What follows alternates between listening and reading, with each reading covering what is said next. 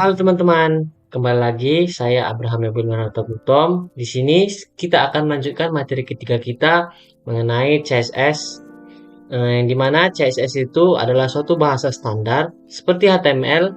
Namun CSS ini kita gunakan untuk mendesain suatu web yang telah kita rangkai, menggunakan HTML. Hmm, eh, untuk fitur CSS lebih lanjut atau maupun apa itu CSS, kita akan masuk ke penjelasan berikutnya. Nah, di sini kita akan masuk ke materi. Di mana-mana di sini kita mulai dengan pembahasan seperti dahulu.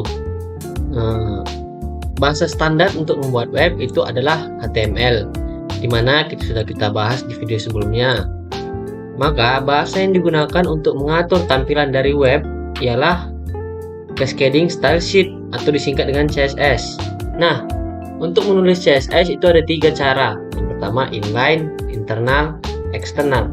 Apa sih yang dimaksud dengan ketiga cara ini? Nah, maksud dari ketiga cara ini yang pertama itu adalah inline. Untuk inline itu kode CSS kita tuliskan dalam tag pembuka HTML menggunakan atribut style. Contohnya itu seperti ini. Kita masuk ke code editor kita. Di sini saya sudah menyiapkan 3 file HTML di mana ada inline, internal, dan eksternal. Pertama kita masuk ke inline terlebih dahulu. Nah, untuk inline seperti penjelasan tadi, kode CSS-nya kita tulis di dalam tag pembuka dalam HTML. Contohnya kita buat di sini ada tag div di mana. Nah, maka CSS inline itu kode CSS-nya itu kita tulis di sini dalam tag pembuka dengan atribut style. Maka disinilah kita akan menuliskan codingan CSS kita. Contohnya seperti ini. Kita ingin membuat suatu div ini memiliki lebar sekitar 250 pixel, lalu tinggi sama 250 pixel. Maka jika kita berikan warna background color dan kita save, kita buka di web browser kita, nah maka tampilannya akan seperti ini. Nah, beginilah penulisan CSS inline di dalam tag pembuka dalam suatu tag di HTML. Tag apapun itu, mau tag div, tag paragraf, tag list, tag table, apapun itu. Intinya dia ditulis di dalam tag pembuka tersebut. Nah, disinilah kita menuliskan codingannya. Bebas. Mau seperti apa, atribut apa aja yang akan kita tuliskan. Mau mendesain warna, mendesain bentuk, ukuran, dan lain-lain. Nah, kita masuk ke pembahasan berikutnya yaitu CSS internal. Nah, untuk topik selanjutnya kita masuk dalam topik internal CSS, di mana CSS yang dituliskan di dalam tag head menggunakan tag style. Itu seperti ini. Seperti yang dikata penjelasan tadi, ditulis dalam tag head dan dengan tag style. Maka disinilah kita akan menuliskan codingan CSS kita. Mana sini sudah saya sediakan beberapa tag dalam tag body, ada tag div, judul, dan button maupun paragraf ya. Di sini kita akan mendesain bagaimana bentuk-bentuk dari tag-tag yang tersedia dalam body. Pertama kita masuk ke dalam tag div terlebih dahulu. Maka jika dalam tag inline tadi kita menuliskan codingan CSS di sini, maka untuk di internal kita menuliskan codingannya di sini dengan cara memanggil tag yang akan kita desain. Untuk di sini kita akan mendesain tag div, maka di sini kita tuliskan div buka kurung kerawal dan tutup kurung kerawal. Nah, disinilah kita akan mendesain apa-apa saja bentuk lebar, tinggi maupun radius dari web kita, dari tag yang akan kita desain. Di sini kita ingin membuat lebarnya sekitar 500 pixel, lalu tingginya sekitar mungkin 200 pixel saja. Lalu kita berikan background seperti tadi, warnanya kita pilih mungkin ini saja. Lalu kita save, kita lihat di web browser kita. Nah, inilah dia. Inilah tampilan yang sudah kita desain tadi sesuai dengan codingan kita, dimana memiliki lebar 500 dan tinggi 200. Ini lebar 200, lebar 500 dan tinggi 200. Inilah desainnya. Nah, ini untuk mendesain div. Bagaimana dengan mendesain judul maupun paragraf? Maka jika desain judul kita panggil tag H1, buka kurung kurawal dan tutup kurung kurawal. Disinilah kita akan desain. Kita mau mungkin fontnya, font family dari judulnya kita buat ini. Kita save, kita lihat, kita refresh ya. Nah, dia akan berubah kan dari sebelumnya. Begitu juga dengan tag untuk paragraf, mana sini kita akan buat kita ingin ukurannya besar. Di sini kita bisa menggunakan pixel ataupun PT ya untuk menentukan ukuran dari font kita. Di sini saya menggunakan seperti ini saja. Lalu kita berikan warnanya, warna dari font kita berikan warnanya. Di sini mungkin warna ini saja ya, brown ya. Kita save, kita lihat kembali. Nah, maka kan seperti ini, berubah dia tampilannya. Jadi begitulah penjelasan dari CSS internal. Kita mendesain web kita dari tag head, dimana menggunakan atribut style. Dan ini satu lagi lah kita buat untuk tag button.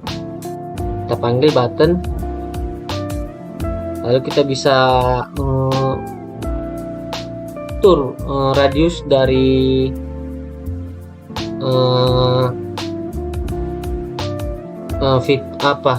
tag buttonnya. Kita bisa ukur mau berapa. Sini kita buat 5 pixel. Kita save, lalu kita buka kembali. Perhatikan sebelah sini, kita refresh. Nah, maka kan terjadi seperti dia tidak peta seutuhnya, dia akan membentuk seperti lingkaran namun tidak lingkaran begitu. Kita ukur kembali mungkin lebarnya kita mau 100 pixel. Begitu juga tingginya kita akan buat 50 pixel. Nah, beginilah dia. Di sini juga kita bisa atur warnanya. Kalau tidak salah warnanya itu seperti ini. Save. Nah, kita bisa atur warna, radius maupun lebar dan tinggi dari tag button tersebut. Nah, inilah penjelasan dari CSS internal. Berikutnya kita akan masuk ke dalam CSS eksternal ya teman-teman. Nah, kita masuk ke dalam materi terakhir, topik terakhir dari materi CSS pada minggu ketiga. Nah, di sini topik ketiga kita akan menjelaskan CSS eksternal, di mana CSS yang dituliskan berpisah dari kode HTML. Kode CSS ini dipanggil dari dalam tag head menggunakan tag link. Contohnya berikut. Nah, Contohnya itu seperti ini. Nih, penjelasan tadi kita memanggil file dari CSS dari luar eksternal di dalam tag head tersebut dengan atribut tag link. Nah, di sini saya sudah menyiapkan disinilah file dari CSS untuk yang akan kita desain. Di sini saya beri nama CSS eksternal CSS. Maka untuk mengkaitkannya dengan file HTML kita perlu menuliskan tag link dan kita menuliskan nama filenya itu di sini. Nah, disinilah kita tuliskan nama file dari CSS kita ke dalam file HTML kita. Nah, jika sudah seperti ini, sudah terkait, sudah terikat. Namun kita hanya perlu mendesain tampilan-tampilan yang ingin kita mau di sini dalam file CSS ini. Jangan lagi di dalam head seperti ini. Nah, ini namanya CSS internal seperti topik sebelumnya, maupun dalam seperti ini, dalam tag pembuka dalam suatu tag lain seperti ini. Nah, baiklah, kita akan masuk ke dalam contoh dari code-nya. Di sini saya sudah menyiapkan 3 div. Ada 3 div dan 1 judul dan 2 paragraf. Nah, di sini kita akan menjalankannya terlebih dahulu. Kita save dulu, kita lihat. Nah, beginilah tampilan dari web kita. Ini belum kita desain apa-apa, belum kita sentuh file CSS-nya, belum kita ketikkan apa-apa, masih polos untuk desainnya. Sekarang kita akan memulai untuk mendesain. Dimana di sini kita akan mendesain awalnya mungkin div saja dahulu. Divnya kita beri lebar mungkin 900 pixel, tinggi 200 pixel, dan backgroundnya warna ini. Lalu kita save dan kita buka web browser kita refresh. Nah, beginilah tampilannya. Kenapa ada celah-celah seperti ini? Ya, karena kita lihat di HTML ya, saya meletakkan di div yang berbeda-beda. Oleh karena itu dia akan memberikan beberapa ruang untuk jarak dari antara div-div tersebut. Nah, mungkin kita akan kecilkan terlebih dahulu ya. Kita buat di sini 30 saja. Nah, kecil nih. Kita berikan ukuran yang lebih besar sedikit, misalnya 70 lah. Nah, seperti ini saya sudah cukup. Nah, kalau begini kan kita mendesainnya div satu div, dimana ketiga div ini sama nih warnanya. Warnanya sama. Bagaimana jika kita ingin memberikan warna dari ketiga div itu berbeda-beda? Nah, dengan cara kita memberikan atribut kelas pada suatu div. Sini kita berikan namanya div 1.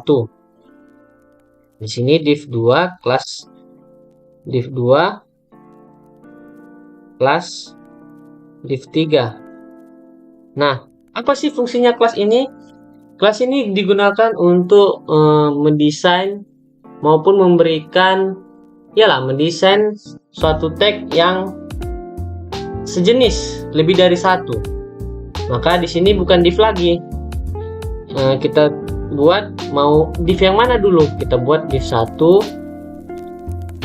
Lalu di sini kita berikan titik ya untuk mendandakan bahwa div 1 itu suatu kelas. Maka dengan memanggilnya kita berikan titik dan nama dari kelas tersebut. Di sini kita buat div 2. Dan di sini kita buat div 3.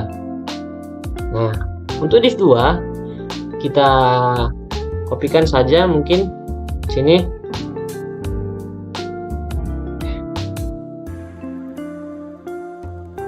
Nah, untuk div 2 kita ingin warnanya warna aqua, dan untuk div 3 kita ingin warnanya warna biru dong. Nah, lalu kita save, kita buka kembali web browser kita. Nah, sudah bisa nih, sudah berbeda-beda warnanya di antara div 1, div 2, dan div 3. Bagaimana jika untuk mengatur paragraf? Nah, di sini juga ada dua kan. Nah,